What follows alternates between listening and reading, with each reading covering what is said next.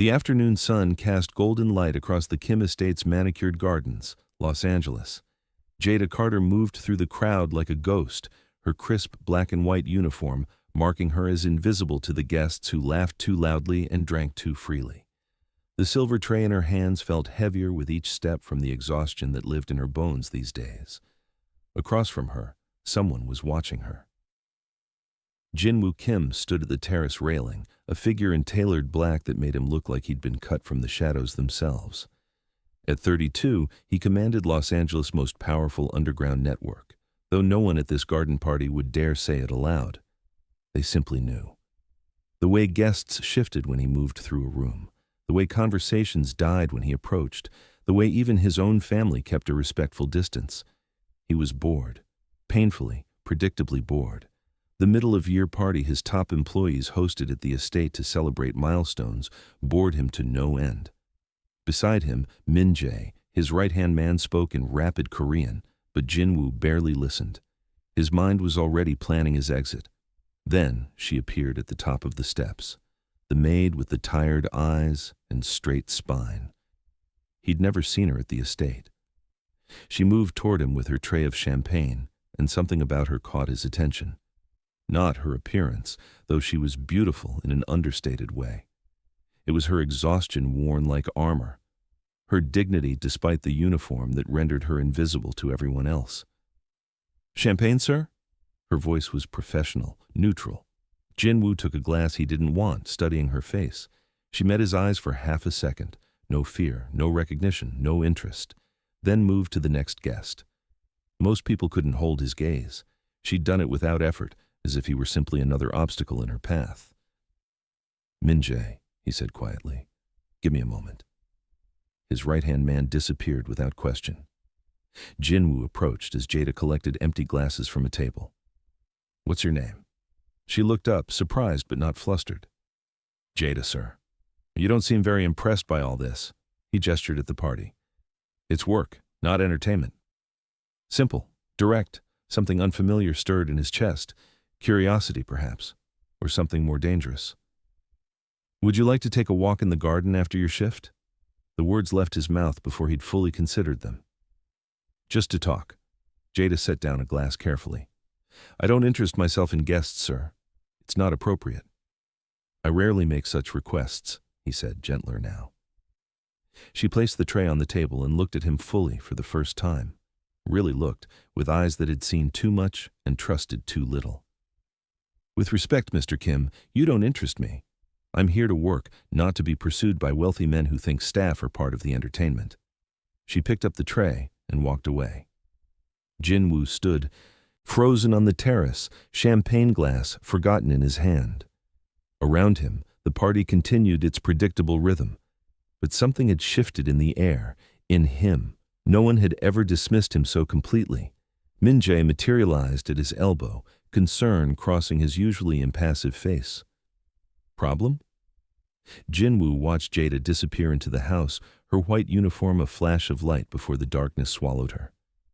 "No," he said slowly. "Something different." That evening, Jinwoo couldn't stop thinking about her words. "You don't interest me." Not said as a challenge, not flirtatious deflection, pure, honest disinterest. He poured whiskey he didn't drink and stood at the floor-to-ceiling windows.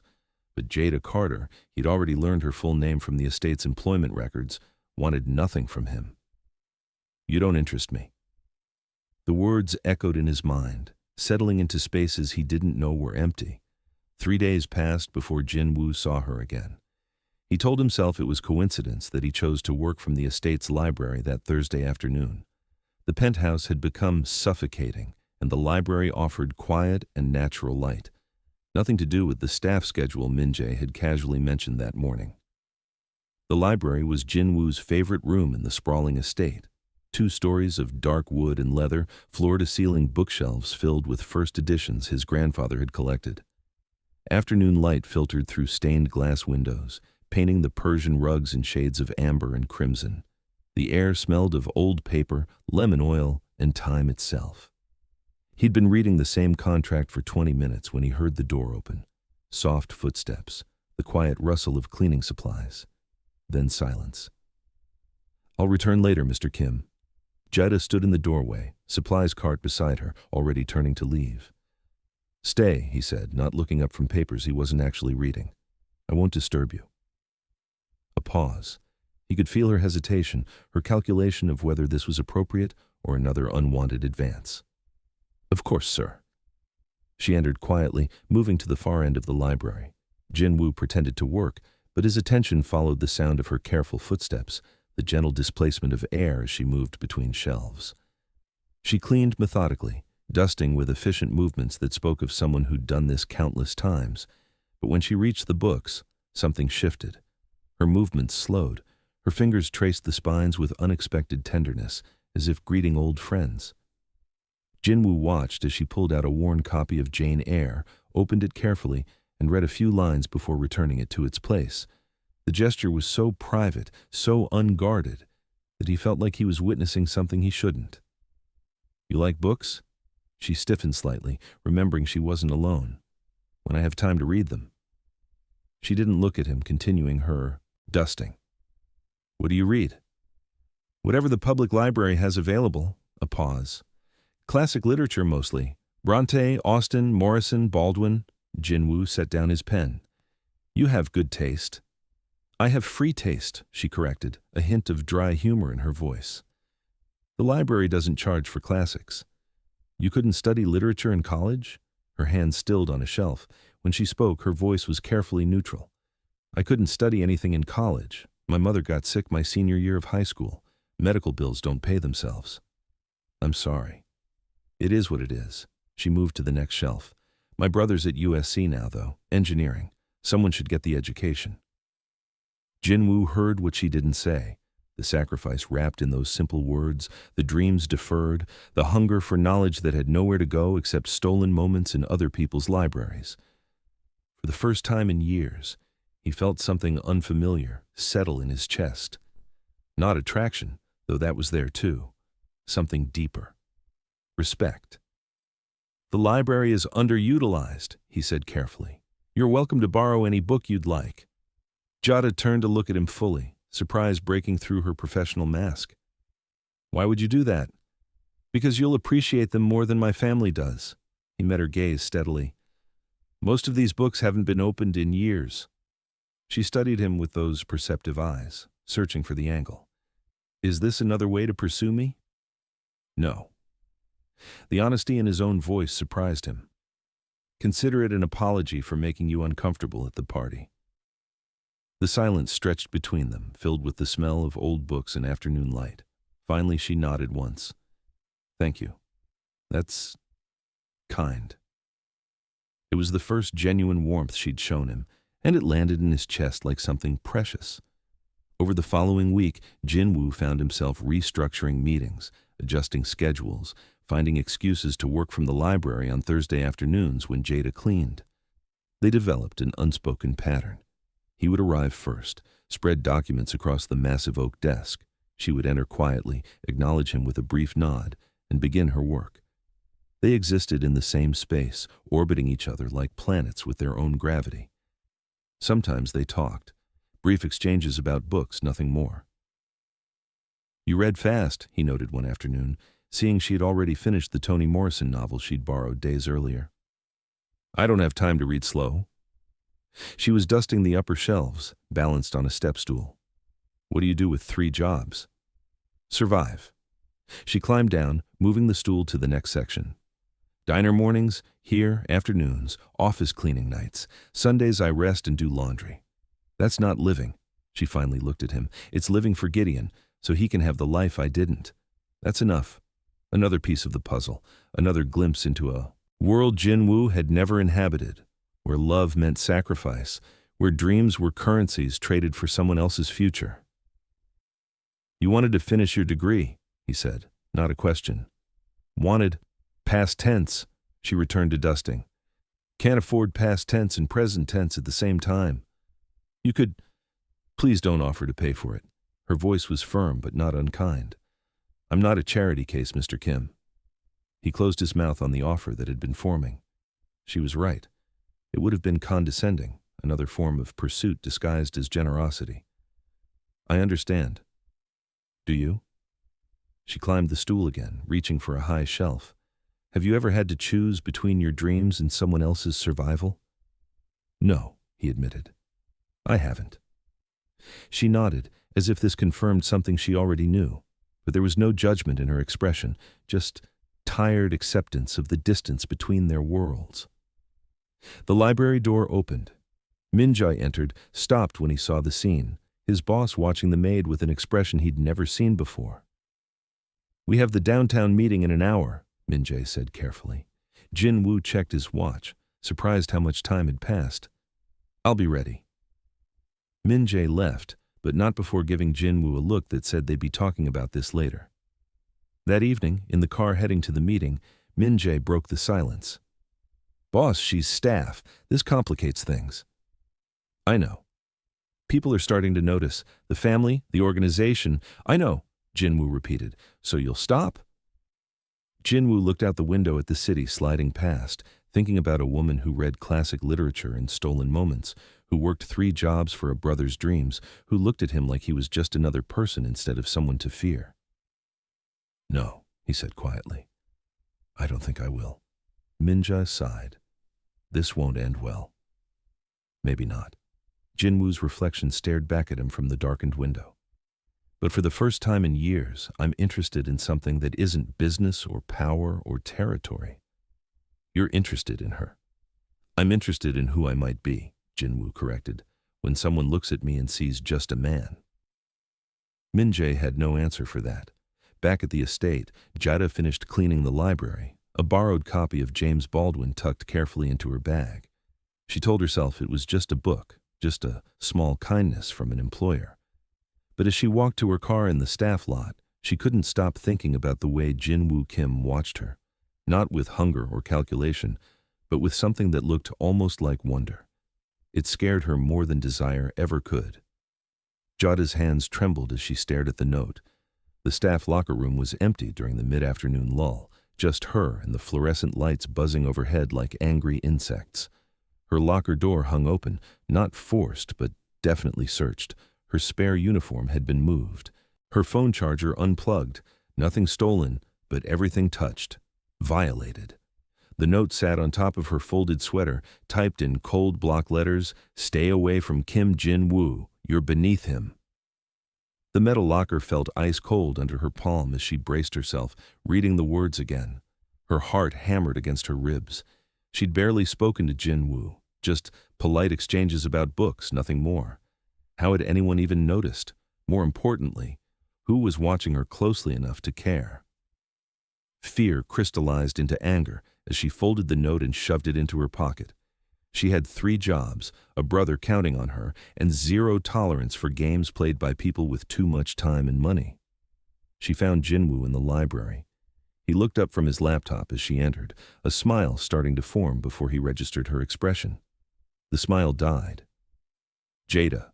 She pulled out the note and placed it on his desk without a word. Jinwoo's eyes scanned the text.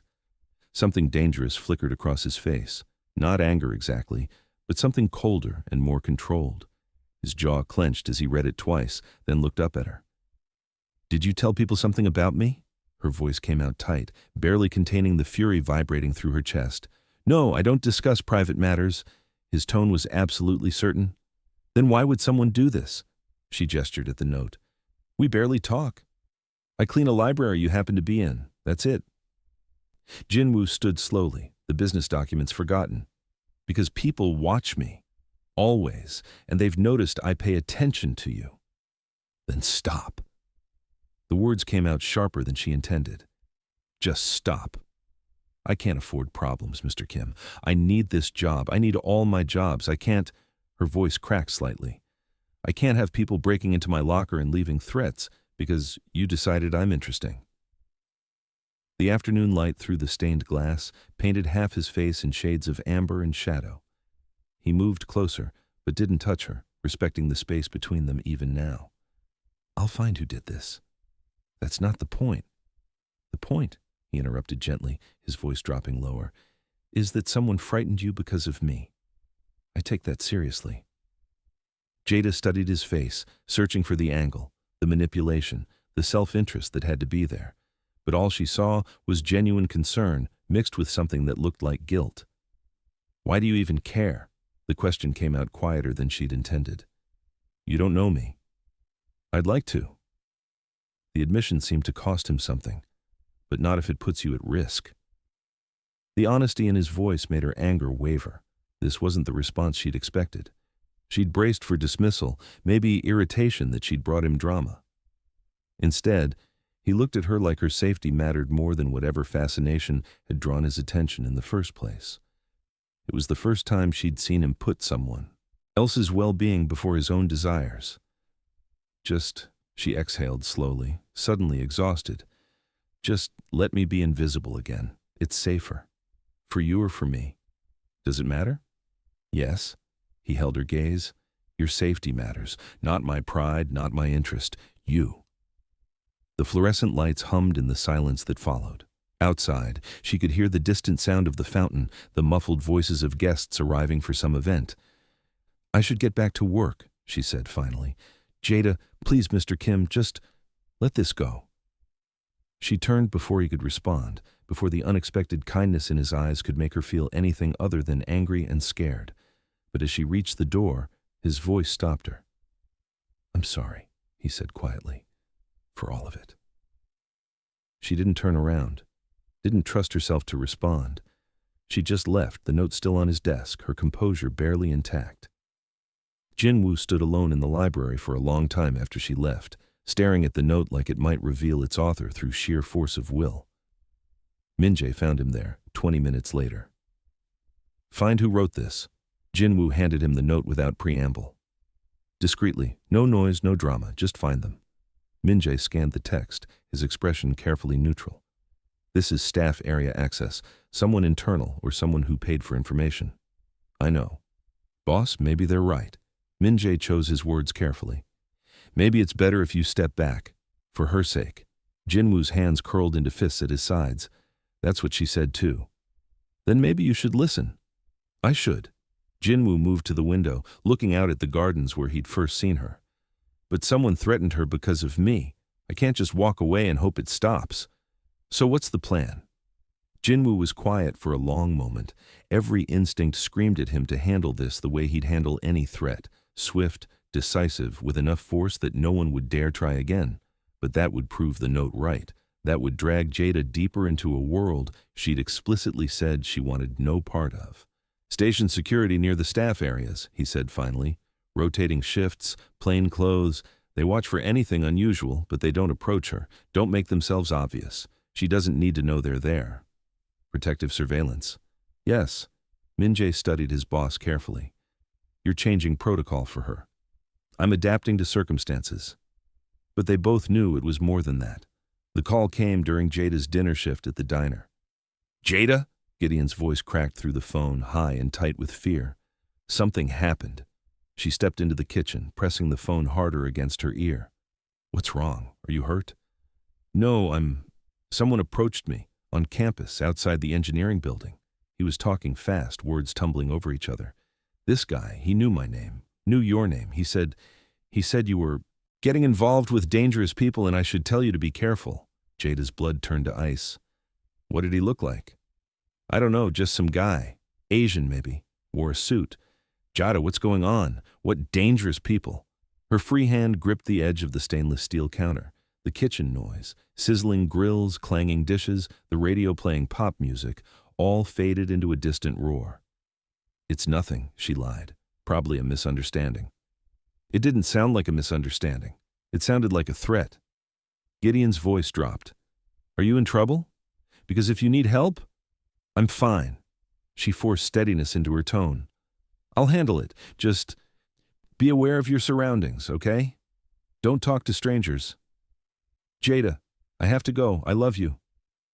She ended the call before he could ask more questions she couldn't answer. Her hands shook as she shoved the phone into her apron pocket. They'd gone after Gideon, her baby brother, the one clean, bright thing in her life, the one person she'd sacrificed everything to protect. The fear that had lived in her chest since the locker note crystallized into something sharper. Rage. Jada didn't remember deciding to leave the diner, didn't remember the drive to the Kim estate. One moment she was in the kitchen, the next she was storming through the mansion's staff entrance, past surprised household employees, up the private stairs she'd been explicitly told were off limits. She found Jinwoo's office on the second floor and didn't bother knocking. He looked up from his desk, surprise flickering across his face. Min-jae stood near the window, mid-sentence, both men freezing as she entered. "This needs to stop." Her voice came out low and dangerous. "Now, my brother was threatened." Jinwoo stood immediately, his composure cracking. Something dark and genuinely angry crossed his face, not at her, but at what she'd said. "Tell me exactly what happened." "Someone approached Gideon on his campus, told him I'm involved with dangerous people, told him to warn me." Her voice shook with barely contained fury and fear. "He's 19 years old. He has nothing to do with any of this." Min-jae moved toward the door. "I'll make calls." "Out," Jinwoo said quietly. "Now." Min-jae left without argument. The office fell into tense silence. Jinwoo moved around the desk, but Jada held up a hand. Don't come closer. Don't tell me it'll be okay." Her breath came fast and shallow. "I told you to leave me alone. I told you I don't interest myself in your world. But you kept showing up, kept watching me, kept—" Her voice broke. "And now my brother is scared, and I don't know how to protect him." "I know." Jinwoo's voice was low, serious, stripped of its usual control. "You're right. This is my fault." She'd expected excuses, deflection, maybe anger that she'd burst into his private office. His immediate acceptance of responsibility threw her off balance. "Jada, sit down." He gestured to the leather chairs near the window. "I need to tell you who I am, all of it." "I don't want to sit." "Then stand, but please listen." Something in his tone, not commanding, almost pleading, made her stay. Jinwoo moved to the window, looking out at the estate gardens before turning back to face her. "I'm not just a businessman. I'm the head of a Korean syndicate that controls significant territory in Los Angeles. Imports, exports, protection, information. My family built this network over 3 generations." Jada felt the confirmation settle in her stomach like a stone. She'd suspected, but hearing it said aloud made it real. "People watch me constantly," he continued. "Associates, rivals, law enforcement. When I show interest in someone, anyone, they assume there's an agenda. A business opportunity, a weakness to exploit, a pressure point." "So I'm a pressure point now?" The words tasted bitter. "You're someone they think they can use to test me, to see how I react, what I'll do to protect you." His jaw clenched. "I have enemies who would rather see me isolated, compromised. If they know I care about something, we barely know each other. They don't care about reality. They care about perception." He met her eyes fully. "And the perception is that you matter to me." "Who?" she demanded. "Who's doing this?" "I don't know yet, but I will find out." Jada's legs suddenly felt weak. She moved to the chair after all, sinking into leather that probably cost more than her monthly rent. "This is insane. I just clean your library, that's it." "I know." "No, you don't know." Her voice rose. "You don't know what it's like to have nothing, to work 3 jobs just to survive, to finally have one thing go right, Gideon getting into USC, and then have it all threatened because some powerful man decided you were interesting." Jinwoo flinched like she'd struck him. Jada stood abruptly. "I quit. I'll leave LA if I have to, change my name, disappear." "Running won't protect your brother." His voice was quiet but certain. "They already know about him. They know where he goes to school, probably where he lives. Leaving will only make you more vulnerable." Her fear must have shown on her face because his expression softened. "So what do I do?" The question came out small, defeated. Jinwoo moved closer, slowly, giving her time to step back if she wanted. She didn't. "Let me protect you, both of you." He held her gaze. "Not as a condition for anything, not as leverage or obligation, just because I brought this into your life, and I need to make it right." "I don't want your protection," she said, but her voice wavered. "I know, but right now, it's the safest option." The office was too quiet. Through the window, Jada could see the gardens where this had all started, where Jinwoo first approached her, where she'd rejected him and thought that would be the end of it. "What does protection look like?" she asked finally. "Security for your brother on campus, discreet, professional, Someone watching your apartment building. Direct access to me, day or night, if anything feels wrong." He paused. "And I'll find who's behind this and handle it." "And in exchange?" "Nothing." His answer was immediate, firm. "No exchange, no obligation. You don't owe me anything." She studied his face, searching for the trap, the angle, the ulterior motive that had to be there. "Why would you do that?" Jinwoo was quiet for a long moment. When he spoke, his voice was raw, unpolished. "Because you deserve to feel safe, and because when I'm near you, I feel more human than I have in years." The confession hung between them like something fragile and dangerous. Jada felt something crack in her chest, not breaking, but opening. She'd built walls so high for so long, but his honesty was patient water, finding every weakness.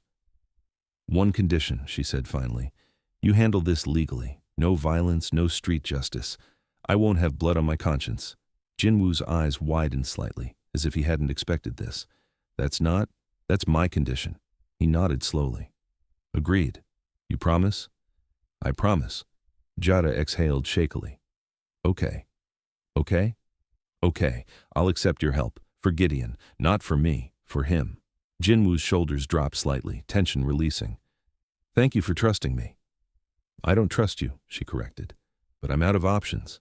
He accepted this with a slight nod. "That's fair." As Jada left his office, she felt the weight of the decision settle over her like a heavy coat. She just made a deal with the devil in a tailored suit, but if it kept Gideon safe, she'd do it again. The next 2 weeks passed in a strange, careful silence. Jinwoo kept his distance. Jada didn't see him at the estate. He'd apparently stopped working from the library. But she felt his presence in other ways, the text message that arrived every evening at 8. Jinwoo. "Gideon attended all classes today. No incidents. Jinwoo. Your brother went to the library this afternoon. Security reports nothing unusual. Jinwoo. Gideon had dinner with friends. He's safe." She never responded with more than a brief acknowledgement, but she read every message twice. The consistency was oddly comforting, knowing someone was watching over the person she loved most, even if that someone complicated everything. Min-jae worked quietly in the background, pulling threads until they led to a name. David Choi, a mid-level member of a rival syndicate who'd decided threatening Jinwoo's weakness was a smart career move. Jinwoo handled it the way he'd promised. No violence, no dramatic confrontation, just strategic pressure. Business contracts that suddenly fell through, information passed to the right authorities about financial irregularities, quiet conversations with Choi's superiors about liability and poor judgment. Within 10 days, David Choi was removed from the organization and relocating to San Francisco, with strongly worded advice to never return to Los Angeles.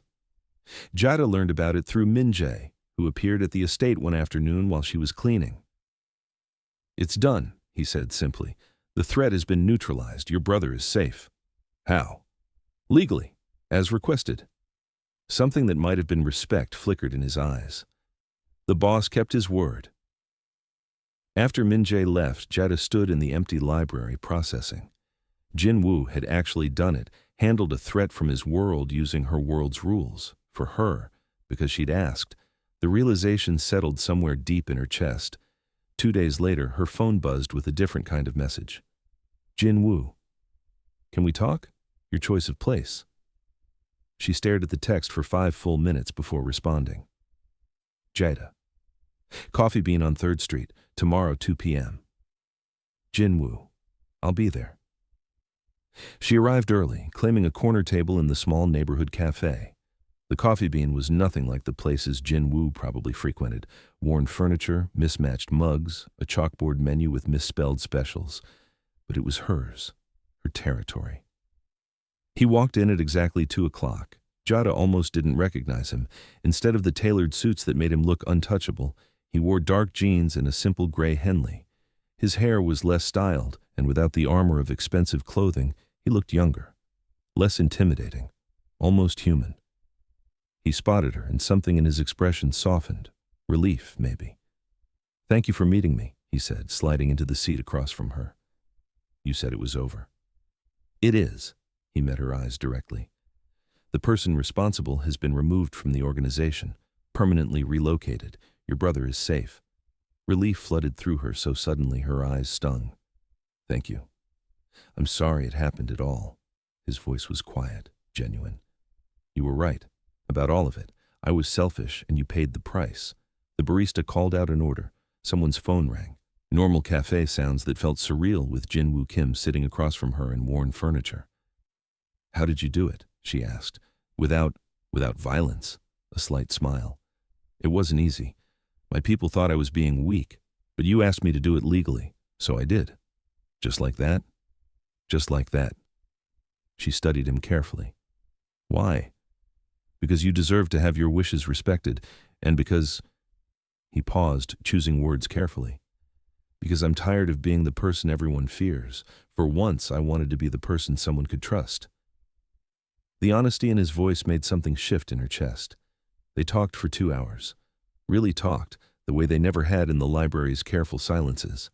Jada asked about his life, the family expectations that had shaped him, the grandfather who'd built the syndicate, the moment he'd realized he was being groomed to inherit a world he'd never chosen. Jin-Woo shared vulnerabilities she suspected he'd never voiced before. The loneliness of power, the exhaustion of never fully trusting anyone, the isolation of being seen as a position rather than a person.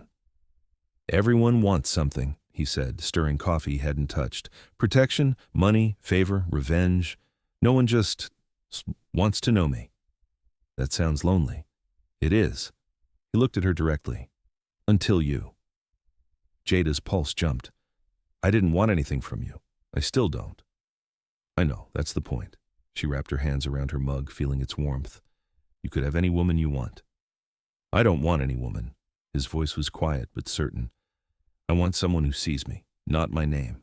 Someone who's not impressed by power or scared of it. Someone real. And you think I see you? You're the only one who ever looked me in the eye and told me no. A slight smile. The only one who pushed me away when everyone else leans in. Jada felt heat rise in her cheeks. She looked down at her coffee. I had to. You're dangerous. I know. Your world is dangerous. That too. She shared her own truths then, the dreams beyond survival, finishing her degree in education, becoming a teacher like her mother had always hoped, giving Gideon opportunities she'd never had, building a life that was more than just exhaustion and bills. You could do that, Jin-Woo said. You're smart enough, determined enough. Money doesn't appear because you're determined. What if it could? He leaned forward slightly. What if I... Don't... She cut him off gently. Please don't offer to pay for things. That's not... I don't want that between us. What do you want between us? The question hung in the air, weighted with possibility. I don't know yet, she admitted. Eventually, the cafe began to empty as afternoon shifted toward evening. They stood and Jin-Woo walked her to the door. Outside, the Los Angeles sun painted everything gold, street noise and traffic and the city breathing around them. Can I see you again? Jin-Woo asked. Not as your employer, as someone who'd like to know you better. Jada hesitated, fear and possibility warring in her chest. Your world is dangerous. It is. He didn't lie or minimize. But I'll never let it touch you again. You can't promise that. No, he admitted, and the honesty steadied something in her. But I can promise to be honest, to respect your boundaries, to walk away if you ask. She looked at him for a long moment, really looked, not at the reputation or the power or the danger, at the man who'd kept his word, who'd handled threats her way instead of his, who stood in casual clothes outside a modest cafe, looking at her like she was something precious. One more coffee, she said finally. Let's see how it goes. A small, genuine smile crossed Jin-Woo's face, the kind that made him look years younger. One more coffee. As she walked to her car, Jada felt something unfamiliar bloom in her chest. Not quite trust, not yet love, but possibility. The sense that maybe, just maybe, this dangerous man from an impossible world was willing to meet her halfway. Behind her, Jin-Woo watched until her car disappeared around the corner. Min-jae pulled up in the black sedan. How did it go? Min-jae asked as Jinwoo slid into the passenger seat. She said yes to another coffee. That's it? After all this? That's everything, Jinwoo corrected, and the smile didn't leave his face the entire drive home. Over the next month, something unexpected happened. Jinwoo Kim learned what normal felt like. They met twice a week, sometimes 3 if Jada's schedule allowed. Always in public spaces she chose. Never his world, always hers. A taqueria in Boyle Heights where the owner knew her by name. A second-hand bookstore in Silver Lake where they browsed in comfortable silence.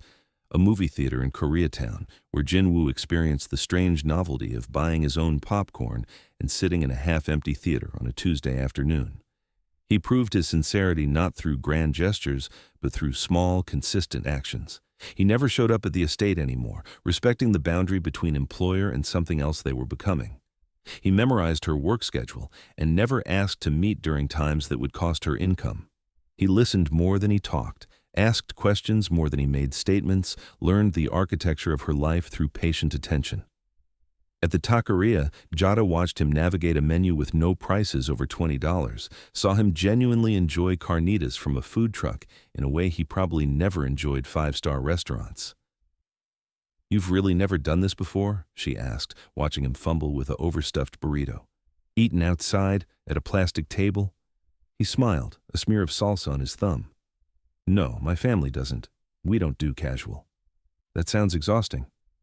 It was. He met her eyes. "This is better." In the bookstore, she showed him her favorite section, poetry and classic literature crammed on mismatched shelves. He bought her a leather-bound edition of James Baldwin essays without making it feel like charity, just a gift between 2 people who loved books. At the movie theater, he held her hand during a romantic comedy she'd chosen, specifically to see how he'd react to something frivolous. He laughed at the jokes, didn't check his phone once, and afterward discussed the film like it mattered because she'd wanted to see it. Jada's internal monologue became a war between judgment and discovery.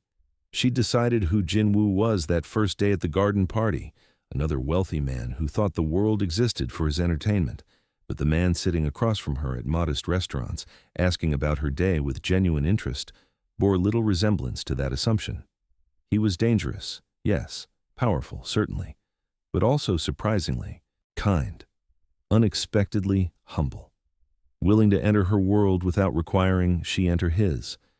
It confused her, scared her, made her feel things she'd promised herself she wouldn't feel. 3 weeks into their careful courtship, Gideon came home for the weekend. Jada had been anxious about it all week. Her baby brother, the engineering student with the bright future she'd sacrificed everything to secure, meeting the man whose world had nearly destroyed that future. "Are you sure about this?" Gideon asked as they drove to the restaurant.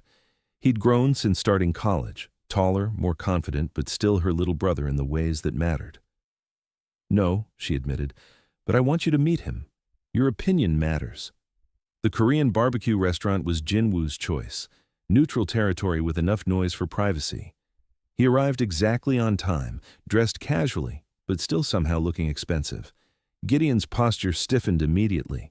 The defensive stance of a younger brother who'd heard too much and trusted too little. "Gideon," Jinwoo extended his hand. "Thank you for meeting me." "Mr. Kim." Gideon's handshake was firm, challenging. "Jinwoo, please." They sat.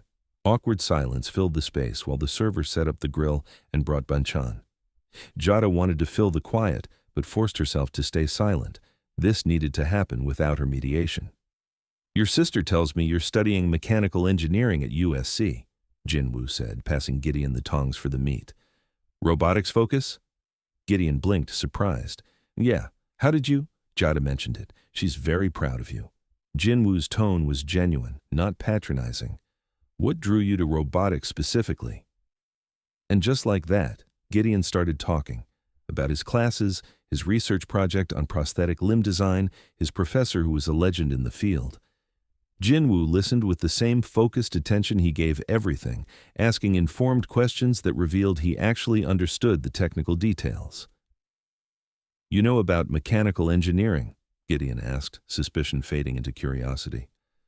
"My undergraduate degree was in industrial engineering before I—" Jinwoo paused carefully. "Before I joined the family business, I still find the field fascinating." Most business guys don't care about the technical side. Most business guys miss the point. Jinwoo smiled slightly. The technical side is where innovation happens. Everything else is just managing what already exists. Jada watched them talk, something warm expanding in her chest. Jinwoo wasn't performing or trying too hard. He was genuinely interested in her brother's passion, engaging with it on its own terms. Near the end of the meal, Jinwoo pulled out his phone. "I have a colleague at Tesla's robotics division. If you'd like, I could make an introduction. No pressure, no strings. Just a conversation with someone doing the kind of work you're interested in." Gideon's eyes widened. "Are you serious?" "Completely. Email me your resume when you're ready." After Gideon left, with Jinwoo's business card and a barely concealed smile, Jada turned to Jinwoo in the parking lot. "You didn't have to do that." "I wanted to." He looked at her directly. "He's important to you. That makes him important to me. This isn't some strategy to win me over, is it? Would it work if it was?" She laughed despite herself. "Maybe." "Then consider it a happy side effect of genuinely liking your brother." His expression grew more serious. "You sacrificed everything for him. The least I can do is open a door or two." Jada felt something crack open in her chest, not breaking, but blooming. This man, this dangerous man from an impossible world, was trying so hard to be worthy of her, not through power or money, but through small kindnesses that acknowledged what mattered to her. "Thank you," she said softly. "For what?" "For seeing him. For seeing me." Jinwoo's hand found hers in the space between them. "You're not hard to see, Jada. You're the clearest thing in my world." A week later, they walked through Little Tokyo as evening settled over Los Angeles. The streets were busy with Friday night energy. Restaurants filling up, couples browsing shops, the sound of conversation in multiple languages. Jinwoo walked close enough that their shoulders occasionally brushed, but he didn't try to hold her hand. Still respecting boundaries, still waiting for permission. They turned down a quieter side street and found a small temple garden tucked between buildings. Stone lanterns glowed softly. A miniature waterfall trickled over smooth rocks. The noise of the city faded to a distant hum. "This is beautiful," Jada said, stepping into the garden's peace. "I used to come here as a child." Jinwoo followed her to a wooden bench overlooking the koi pond. "When my family's world felt too loud?" They sat in comfortable silence, watching orange and white fish glide through dark water. The evening air smelled like jasmine and grilled meat from nearby restaurants. "Can I ask you something?" Jinwoo's voice was quiet. Jada smiled, remembering their first conversations. "You're already asking." He laughed softly, a sound she'd learned to treasure for its rarity. Then his expression grew more serious. "May I kiss you?" Her heart kicked against her ribs. "Why do you always ask permission?" "Because your yes matters more than anything I could take." The honesty in his voice, the patience in his posture. He sat absolutely still, waiting, giving her the space to choose. Jada had been kissed before. Quick kisses, uncertain kisses, kisses that took without asking. But no one had ever made the asking itself feel like a gift. She shifted closer on the bench. "Yes." Jinwoo's hand came up slowly to cup her face, his thumb brushing her cheekbone with such tenderness it made her breath catch. He leaned in carefully, giving her 1,000 opportunities to pull away. When their lips met, it was soft and sure, not desperate or demanding, tender, respectful, full of restrained longing. He kissed her like she was something precious, something he'd waited his whole life to hold. Jada's hand found his chest, feeling his heartbeat racing under her palm. Her other hand slid to the back of his neck, fingers threading through his hair, and he made a small sound, almost surprised at the touch. The kiss deepened, but never pushed. He followed her lead, let her set the pace, gave her complete control over the moment. When they finally parted, their foreheads rested together, breathing the same air. "I was wrong about you," Jada whispered. "About what?" "You do interest me." She pulled back enough to meet his eyes. "Very much." Jinwoo's smile was pure joy, unguarded and real. "I've been waiting a long time to hear that." "I know." She touched his face, tracing the line of his jaw. "I'm sorry I made you wait." "You didn't make me do anything." His hand covered hers. "You made me prove I was worth your time. That's different." They sat in the garden as darkness fell completely, the stone lanterns glowing brighter, the city lights coming alive around them. Jada leaned against his shoulder, and Jinwoo's arm came around her, protective but not possessive, present but not overwhelming. For the first time since this complicated thing began, Jada felt genuinely safe. The message came 3 days later, shattering the fragile peace. Unknown. He'll never leave that life. You'll always be at risk. Jada stared at her phone during her lunch break at the diner, ice flooding her veins. Not again. Not when things were finally good. But this time, instead of fear, she felt anger. And instead of hiding, she forwarded the message to Jinwoo immediately. He called within minutes. "I'm handling it," he said, voice tight with controlled fury. "Who is it?" "A former associate, someone who thinks my changes are weakness." He paused. "Jada, I'm sorry.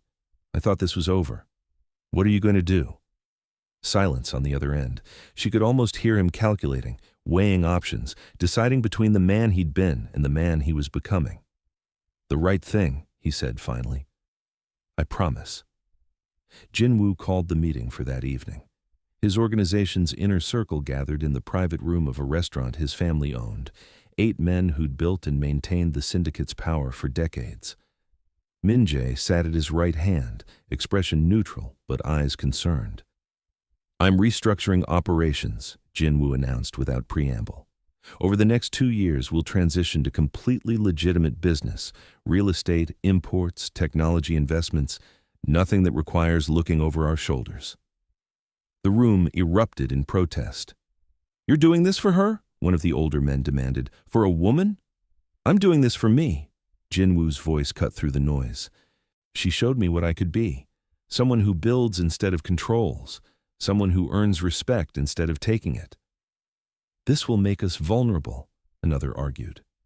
"This will make us sustainable," Jinwoo countered. "How many of you actually sleep well? How many trust anyone outside this room? How many want this life for your children?" Silence fell. "The syndicate dies with our generation, or it evolves," Jinwoo continued. "I choose evolution.